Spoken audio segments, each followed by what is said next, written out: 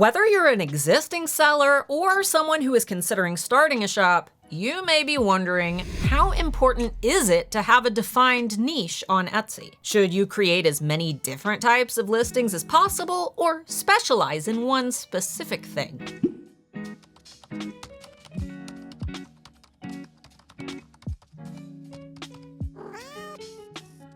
For those who are new here, my name is Starla, founder of the Handmade Alpha Academy for Etsy sellers and manager at erank.com, Etsy's most popular SEO tool. And over at eRank, we analyze some of the biggest sellers on Etsy. I'm talking about the shops that are raking in over $1 million in yearly revenue, which sounds absolutely crazy, but by analyzing thousands of shops, we can get a bit of direction about what shoppers prefer when it comes to where they spend their money. If you've been following my channel for a while, you likely already know that I'm a huge fan of niching, but over the years, tons of sellers have asked me why niching is so important. Why is niching better than making a little bit of everything? And are you limiting yourself by choosing a single specific niche? As I mentioned in last week's video, many sellers are confused about what it actually means to choose a niche, or more commonly, they confuse an industry with a niche. For example, shirts is not a niche. Shirts is an industry. A niche might be shirts for pet parents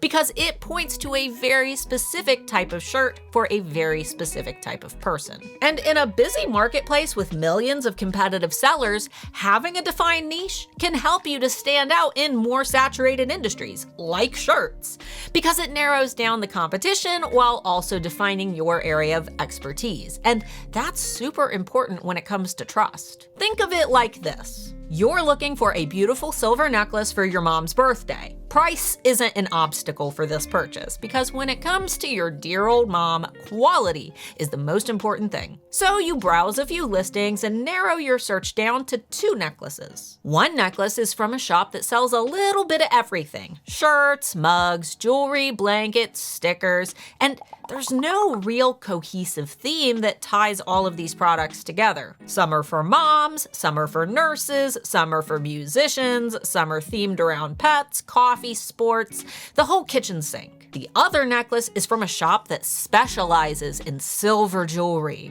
In the shop's About section, the seller shares the story of how they took an apprenticeship with a blacksmith as a teen and have honed their jewelry making skills after years of passion and practice. Between these 2 shops, if you were looking for a quality necklace, which one would you assume is a more trustworthy business? Which one do you assume would give you the best quality product? When it comes to building a defined niche, you are seen as an authority rather than being a seller of all and a master of none. And this is extremely important when it comes to competing in a busy marketplace where shoppers constantly compare one shop against another shop when deciding where to spend their money. You become the professional and the expert in your proven industry. Not to mention, through our research over the years, we speculate that the algorithm favors product consistency for the exact same reason. In our jewelry shop example, let's assume that this seller has tons of sales and 5-star reviews of their silver jewelry. They use keywords related to silver jewelry in all of their listings, and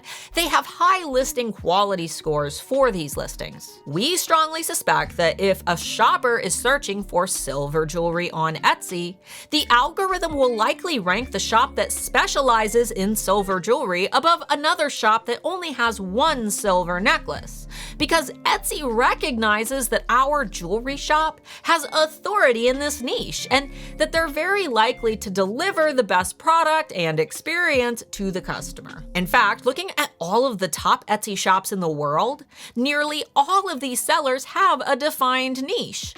Clear indication that both buyers and Etsy favor shops who specialize. And sure, there will always be exceptions. Anytime I discuss niching, there are always a few sellers who comment to say that they do well selling a little bit of everything, which is great. If you're finding success selling without a niche, definitely keep doing that. But for the new sellers and those who feel like they aren't able to compete with bigger shops, it may be time to start thinking about selecting a defined niche. And guys, the possibilities are are seriously endless. You can sift through hundreds of current Etsy trends by surfing through the eRank Trend Buzz and monthly trend report. Not to mention, I extract huge lists of high-searched, low-competition trends every month over on my Patreon, which you can get access to for just $5 if you don't have the time to do this research yourself. The main thing to remember, though, is this. Creating a bunch of everything may help you to make a quick buck here and there, but for those who want to generate authority and to build a trustworthy and profitable brand on Etsy, choosing a defined niche is an important step. And hey, before I go, I have something really fun to announce. To celebrate the 300th episode of The Friday Bean on April 10th, I'm hosting our very first Seller's Choice Awards, an award show for Etsy sellers that actually feels relatable. I mean, yeah, Etsy has their design awards, but the winners always have beautiful studios, employees, and designer-level authority. But what about those of us who run our businesses from dining room tables, messy offices, or even the sellers who have awesome shops, but not many sales yet because they're new? This is where the idea for the Seller's Choice Awards was born. We're talking fun categories like weird bestsellers, beautiful listing photos, unique niches, standout shops, and all of those chaotic little things that make real Etsy businesses so good. If you want to enter your shop, submissions are officially open until this Friday, April 3rd. You can click the link right here or down below in the video description to enter the realest Etsy award show ever to take place. Until next time, Pookie.